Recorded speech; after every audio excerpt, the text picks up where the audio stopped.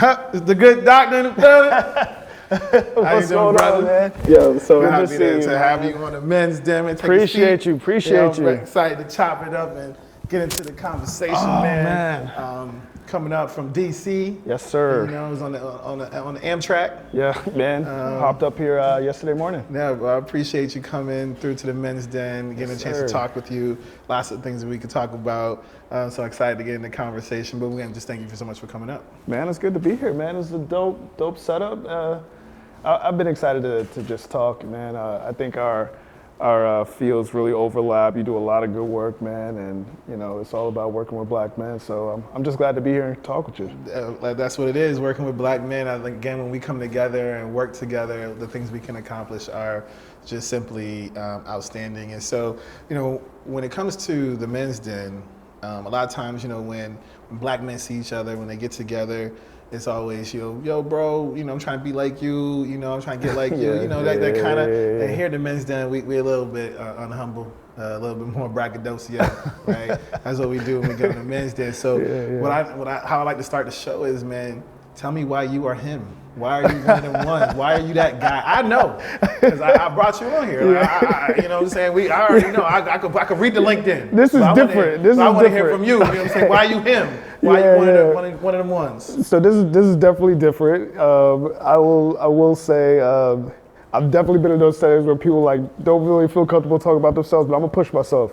So I'm a clinical psychologist and a psychoanalytic scholar based in Washington, D.C. Say that one more time. A psychoanalytic scholar. Woo! That sound fire. You know what I'm saying? You him just off that. I'm a psychoanalytic scholar. Talk to me nice. So I study psychoanalysis, which is a particular type of therapy that really goes deep beyond the surface into helping people understand their unconscious mind. So it's about self-awareness, just like on a being on steroids. We're gonna get into that. Yeah. So I want to break our conversation up into two things. We're gonna talk a little bit about love and relationships. Yeah, and I want to get into some healing. For sure. Emotions in men. And so starting with just love. Tell me about your own just love journey. Yeah, absolutely. So first, let me also share, because this is also part of what I do. So I have a practice in DC, a therapy practice for adults and couples called Hopkins Behavioral Health. And we specialize in just doing culturally competent therapy that goes beyond the surface. And so I think this will be important for our conversation too, because I work with couples. I help people to deepen and enhance their love and to do the hard work that's necessary to have sustainable intimacy. Sustainable intimacy. That's an article. That's a book right there. Like sustainable intimacy. I think a lot of us are trying to achieve that. Yeah, so I took that with me on my love journey, you know, and I try to help other couples have that as well. For me personally, so I often get this question, like, is it hard to date as a couples therapist, right? And that you took the question away from me, because I'm like, wait, because when you know, if you know everything, but you know, when you're the coach, how do you become the player? Yeah, and I don't know everything, right? Like this is a big misnomer about couples therapy or therapy in general, that there's no prescribed way to have love or to have a relationship. There's no prescribed way to find happiness, satisfaction in life, or intimacy with another person. So really what I am an expert in is helping people to understand themselves better so that they can better communicate their needs with their partner and have some mutual understanding that really goes into a closeness and a friendship and a bond that really feels like love.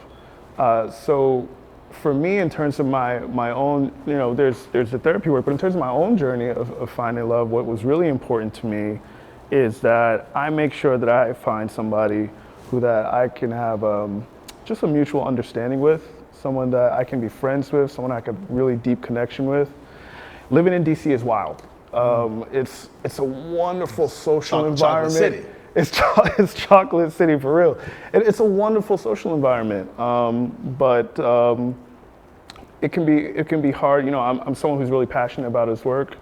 I find purpose in it. I put a lot into it, and so you know, finding time to socialize. It's really, really important to me, but I want to get the most for my time, and I want to be really intentional. So, dating with that in mind, it can be challenging at times because it can be really demoralizing. I think swiping on apps and trying to find a partner that way. So when I was single, that's what everyone does, right? And there's not a lot of buy-in with apps. Like, you just swipe and you start talking to somebody for a few days. Someone decides not to respond. That's it. Yeah. There's really no the pleasantries kind of go by the wayside, I think, and people are just kind of there for all sorts of different motives. So for me, after just being really disappointed time and time again, frustrated with the apps, feel like I was wasting my time, like I actually decided to do something different and be more intentional. And so I decided to work with CarpeDM, actually, which is a matchmaking service specifically for Black professionals, and that served me well. I just really like the idea of investing in the process of finding another partner, which to me really aligns with all of the intentionality that's really important to me when it comes to relationships.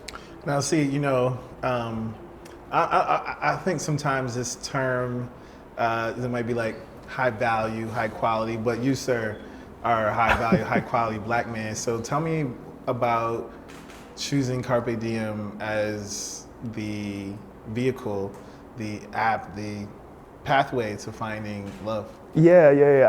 One, again, with the apps, there's just such low buy-in. You can be there one moment and then the next moment, people decide, they just don't want to put their time into that. Mm-hmm. And there's a lot of different intentions on the apps. But, with kind of with CarpeDM, with the matchmaking process, what for me put me at ease is knowing that there's somebody else that is thinking about you and who you are and trying to be intentional in matching you with someone. Mm-hmm. And again, I'm a couples therapist. I like there being depth and thought put into the partner that you choose. I'm not someone that believes in quick connection or superficial connection, mm-hmm. and so just having that kind of comfort to know that there's something intentional that is going into this on the other end, right? Somebody else is coming in with buy-in as well. It was dope, man. I wanted to have a partner, and so this is just felt like a good way for me to go. And think about that. Tell me about the value in investing in paying, to find love in your forever. Yeah, so I'll say this, right? I think one of the biggest challenges when it comes to dating, period, especially if you are a cis, het, well-educated man who's doing things with his professionally or with his career, is that you actually have a lot of options, right? Socially, there is a ratio that advantages you, right?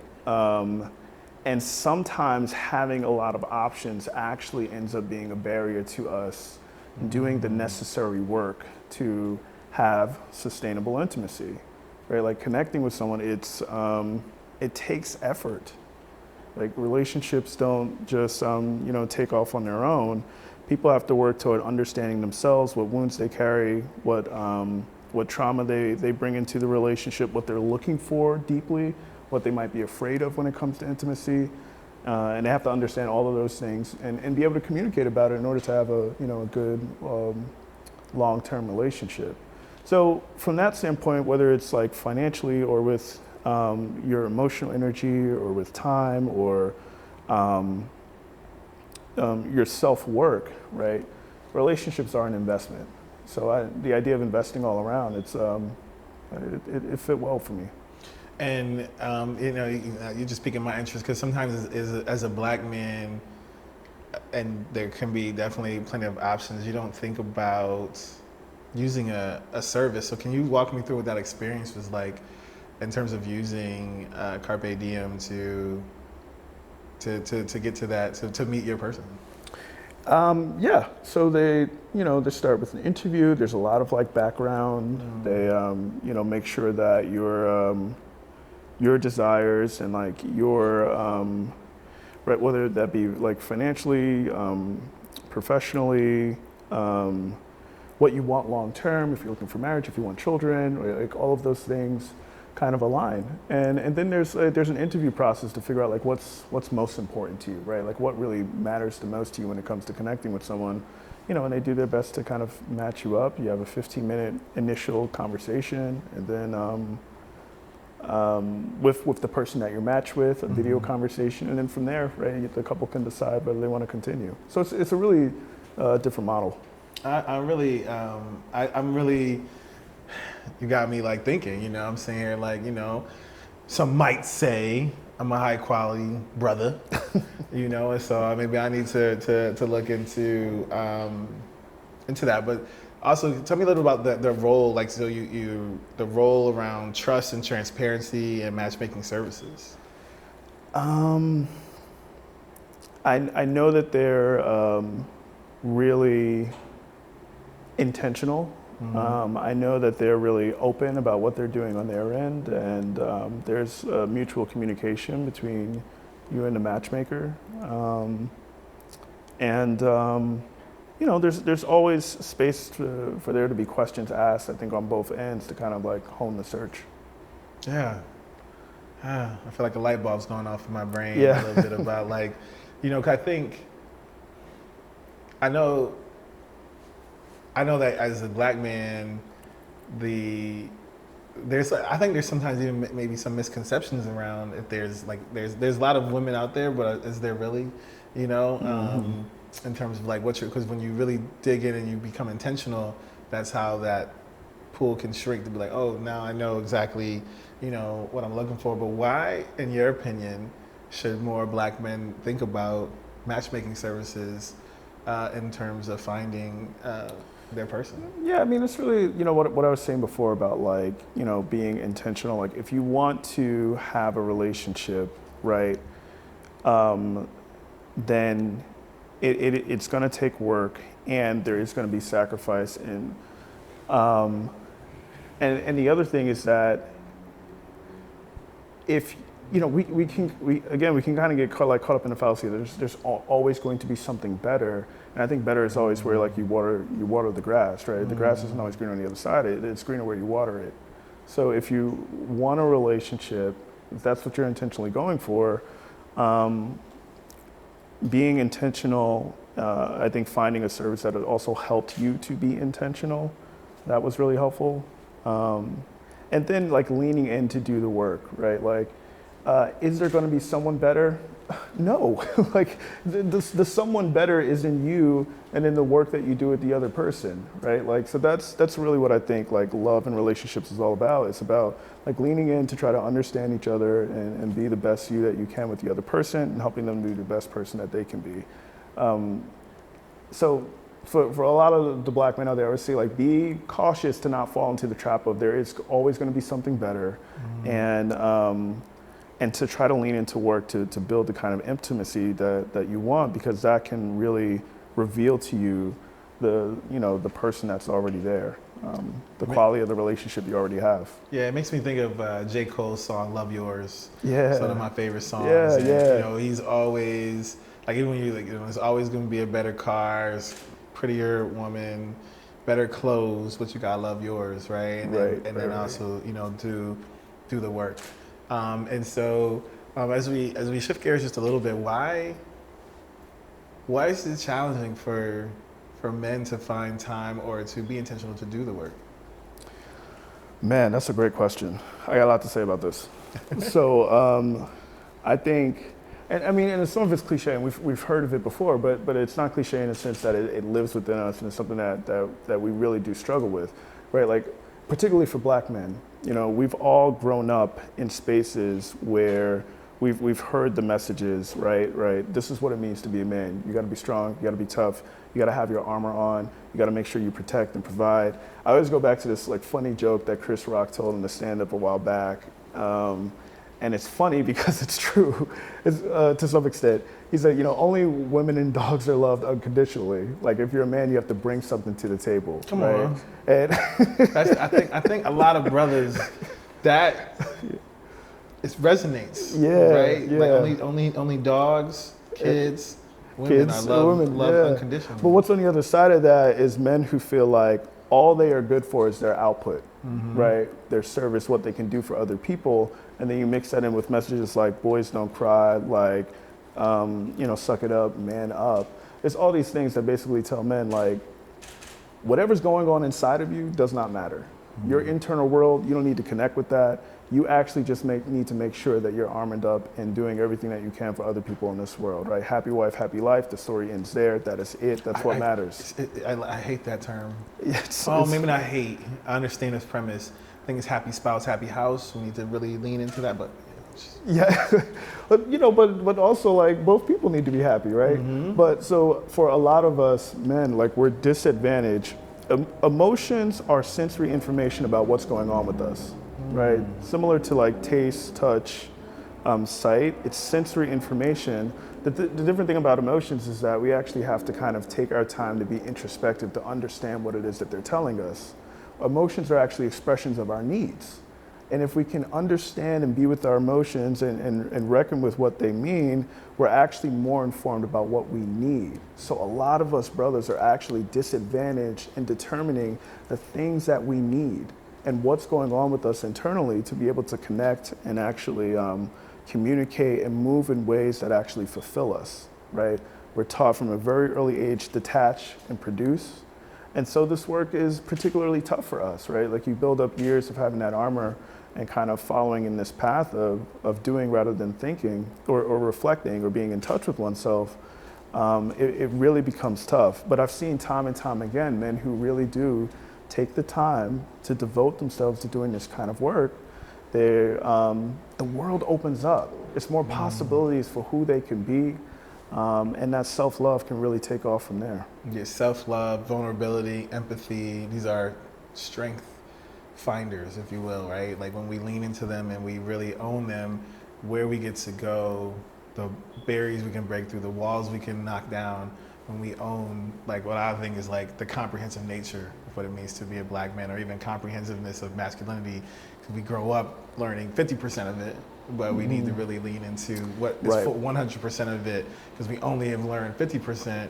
And so if we don't have the other 50, we can't be the best men we be for ourselves, for our families, and for society. And there's a whole lot in that other 50, right? About like, I mean, like just what we feel, like what we need to feel loved, like the things that make us fulfilled. It's a journey for us to get back in touch with our humanity, and there's so much value in that.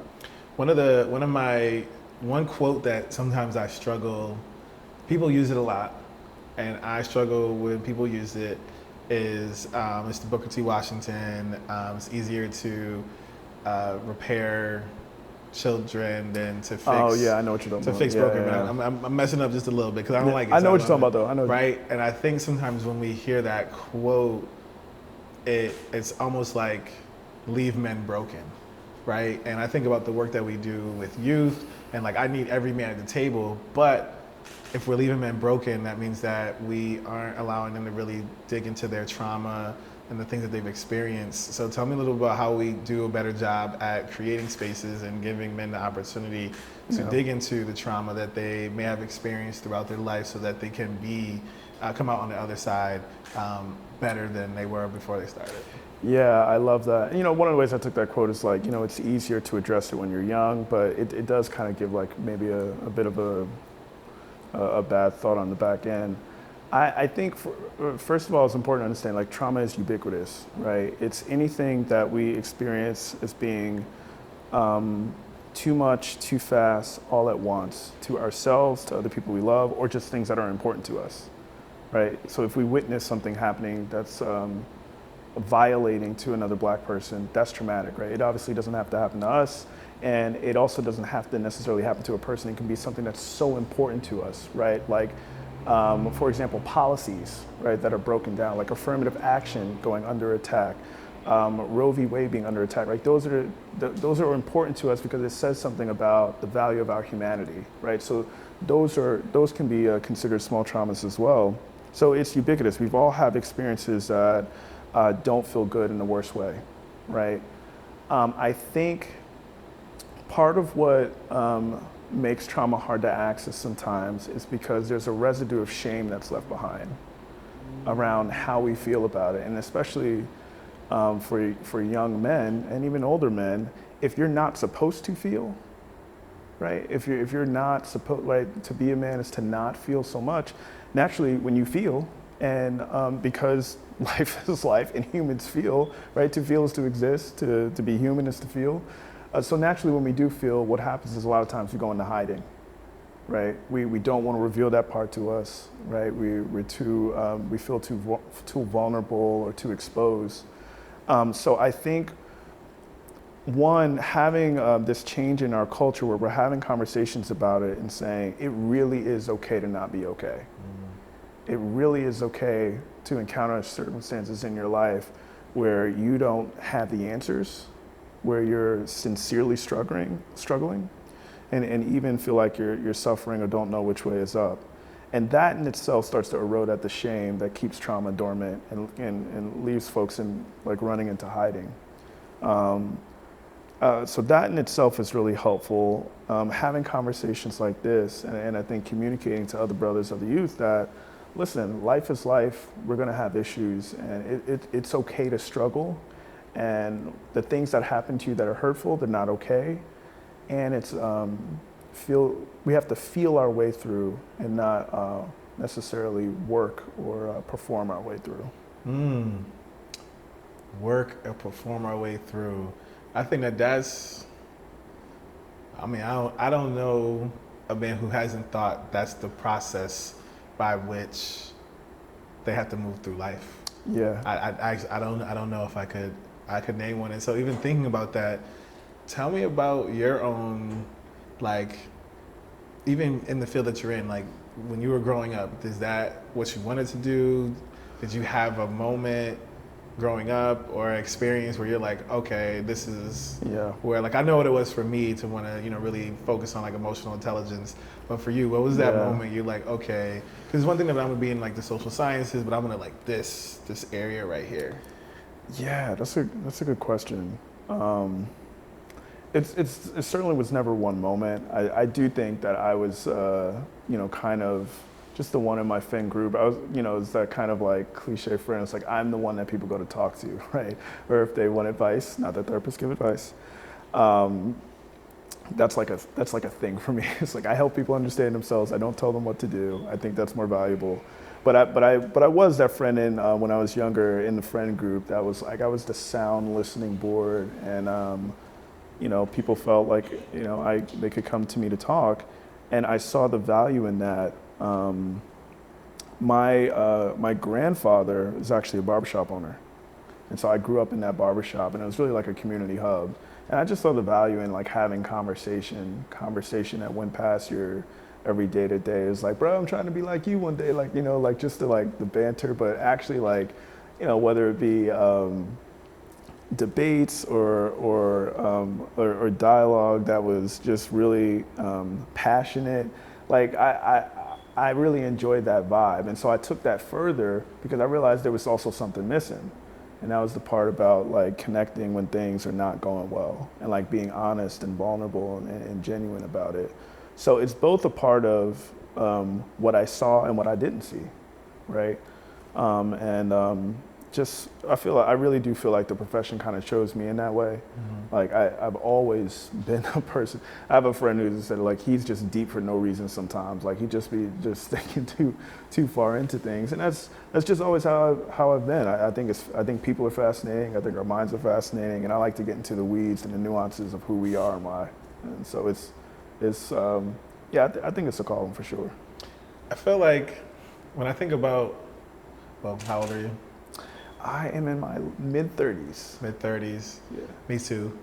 And I think about like our generation, and we have the growth that we have as men from the previous generation is like, it's like huge, but there's like no real way to measure it. Like we talk about therapy, we are doing things that like our parents, they're like, that's not even like a foreign concept, you know, to do some of those things, I think, in terms of thinking about it at scale. And so I'm thinking about what's your hopes around the next generation in terms of like us passing this along when we have our own children and so on. Yeah, the way that I like to think about it is that we have more free range to be who we are. We have more opportunity to be human in whatever unique form resonates with our soul in ways that our ancestors could never, because of so many reasons, right? They're robbed of obviously socioeconomic resources and opportunities, but also I think on a psychological and on a trauma kind of way, they're just robbed of the opportunity to just be more human. And I think we have started gradually from generation to generation recognizing how incredibly messed up that is, right? And fighting back, I think really rebellion against the powers that be to say, hey, like it's okay for us to want rest. It's okay for us to not be okay. And maybe I don't want to be who society says I have to be. I can just be me.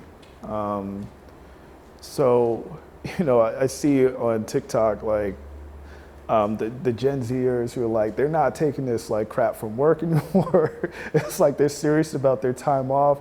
They're more serious about balance. I think millennials are on that same wavelength, right? Like balance is important. Health and well-being are also important. We don't just want to be like vessels of production. We also want to enjoy our lives too. So I hope this next generation, especially of Black men, are able to just keep leaning into that, and being open to living a life that is uniquely constructed by them for them. As somebody who's doing couples therapy and being the strong friend, what do you do? That's a good way to put it. Huh? That's a good way to put it. Yeah. Who takes care of you? How do you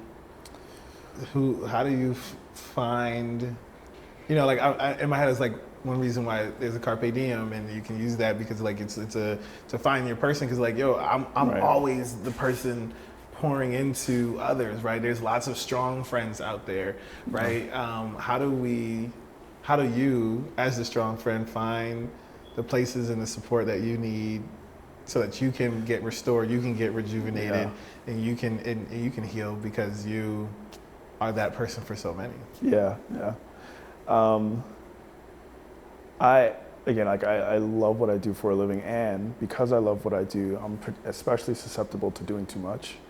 So I'm really, I have friends that are strong for me, and I know when I'm doing too much, and after a long day, I'll call them up. I'll call up my partner.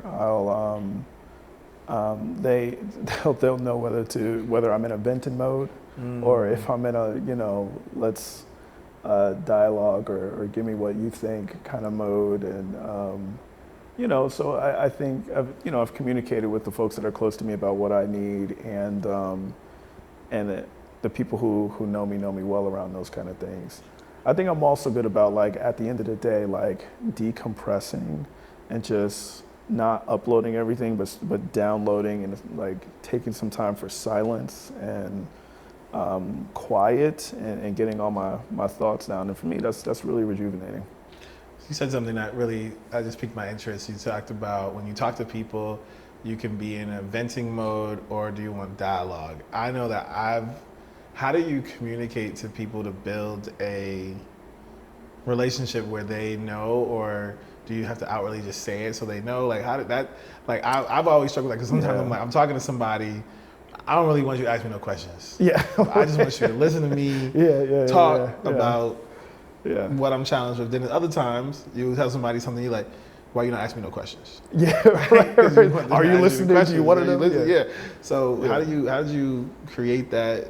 That's really interesting to me, because I know me and probably many other people struggle with like wanting somebody to respond in a specific way based off the issue, or like I said, whether you want the dialogue or you want like, just listen.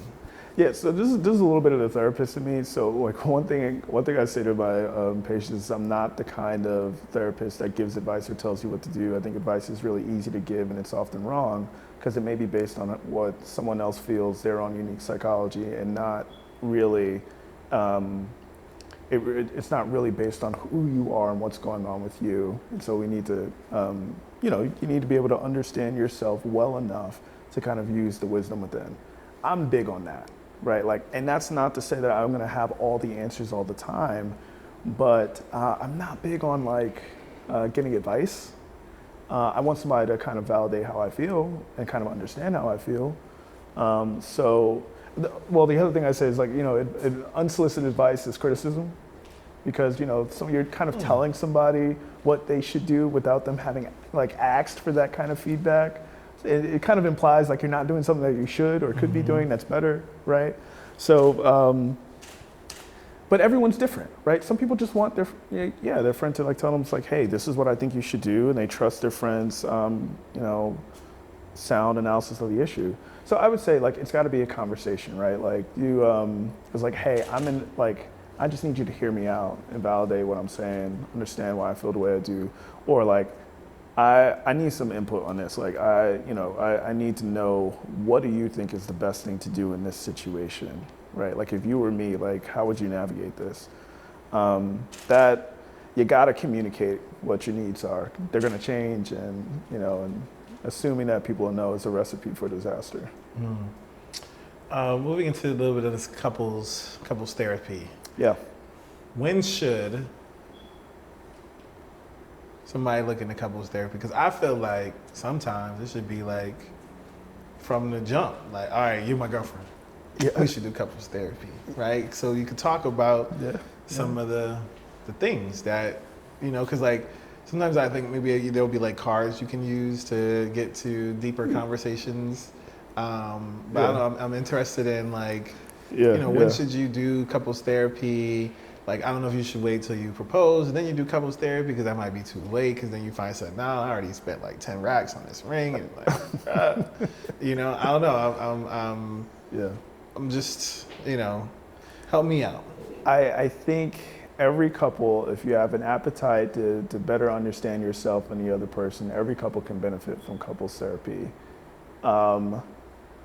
And I love the idea of like when you decide that you're serious about a person, also enlisting the support of a therapist to aid you in the journey of having a sustainable intimacy.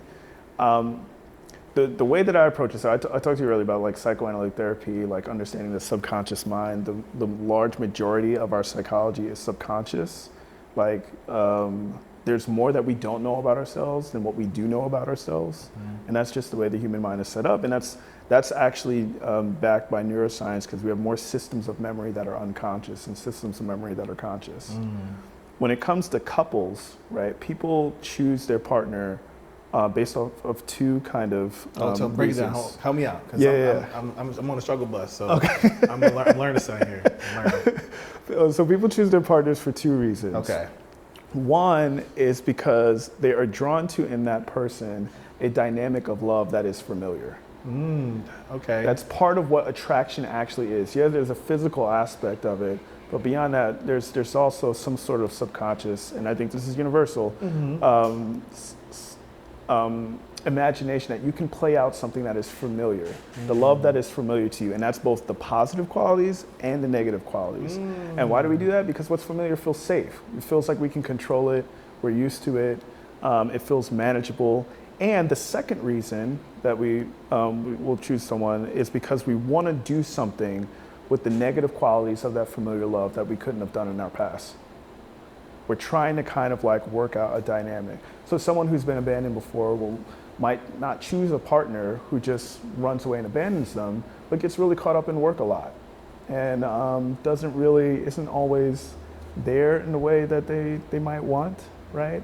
And so they're going to try to kind of like, bring to the partner their concerns about like really being there with them, right?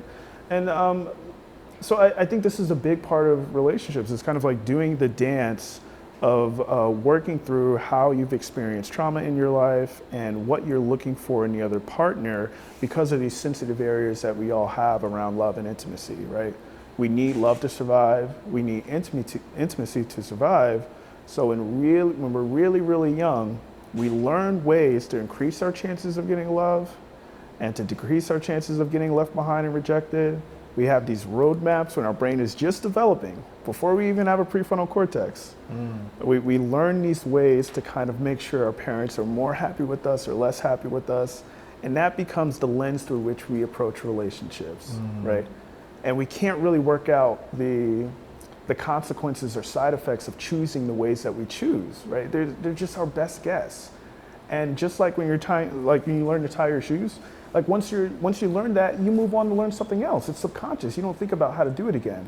So too is our approach to relationships. We kind of develop these early roadmaps early on to increase our chances of having a good time versus a bad time.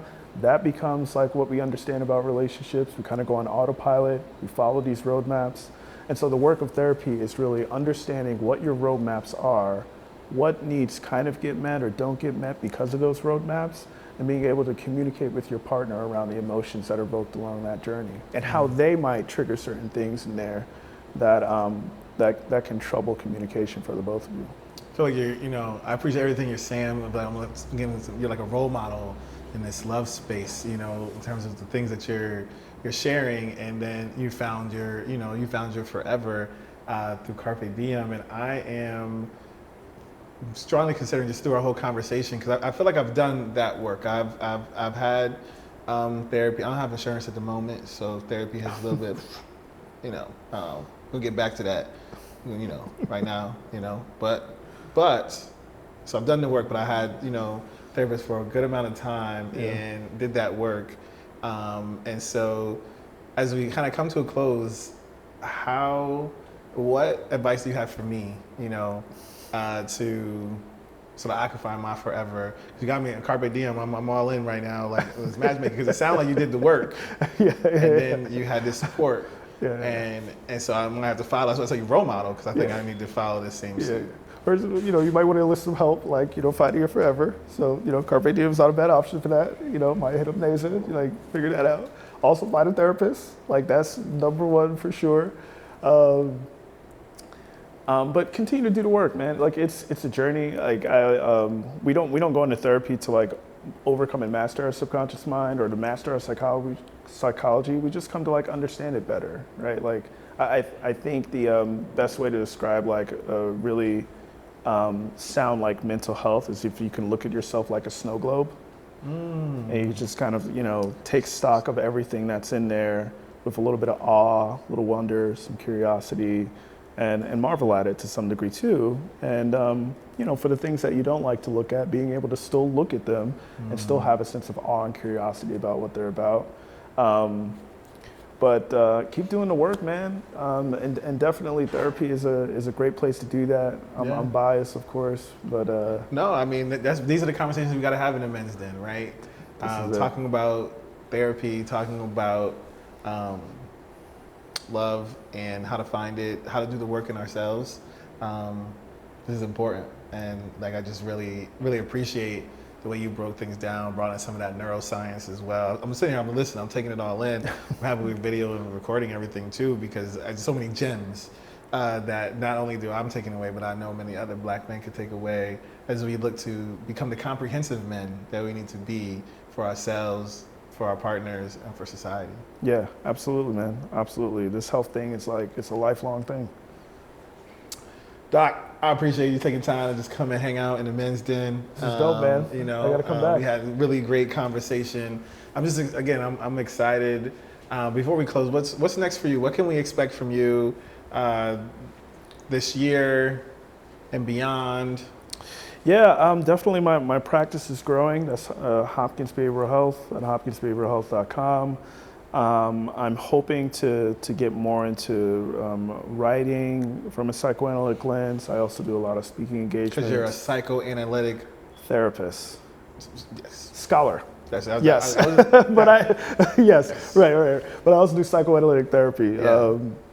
And I do a lot of speaking engagements and consultation. I'm kind of getting into preservation space to help tell our stories from a trauma-informed narrative, tell Black history from a trauma-informed narrative. So can you just tell me a little more of that, because that's people need to hear that, because that's something, you know, we watch, they be making the slave movies and you're like, bro, come on, man, like, can I get the affirmative aspect of this? So tell me just a little bit more what you're going to do there. Sure. It's just really quick. So last year I had the pleasure of working with the National Trust for Historic Preservation, and they helped procure the national monuments for Emmett Till and Mamie Till Mobley. And the whole, Emmett's mom, Mamie, she really kind of embodies what trauma healing is all about because of her courageousness and having an open casket for her son in Chicago. It was so horrific for her to look at. Can't imagine the overwhelming grief, but she also stood there and faced it, and she allowed the world to see as well. And that actually catalyzed the civil rights movement, right? So as ugly as our trauma is, as painful as it is, we actually tap into some real growth fostering abilities when we can really, reckon with it and look at it and deal with what is. So I think in telling our stories from the narrative of what's been wounded, we also have a clearer understanding of how we heal and how we can support each other in that journey of healing. Dr. Justin, I'm excited to see that. Let us know how we can support that. Black Men Can and Men's Den. I just love that perspective and what you just shared, and we need more of that. I think a lot of people, especially Black people, can benefit from that. But I thank you for taking time to come on the Men's Den, rock out with me, have a really powerful conversation, and I look forward to just staying connected and keep building. Let's do that. Appreciate you, man. Absolutely. Thanks.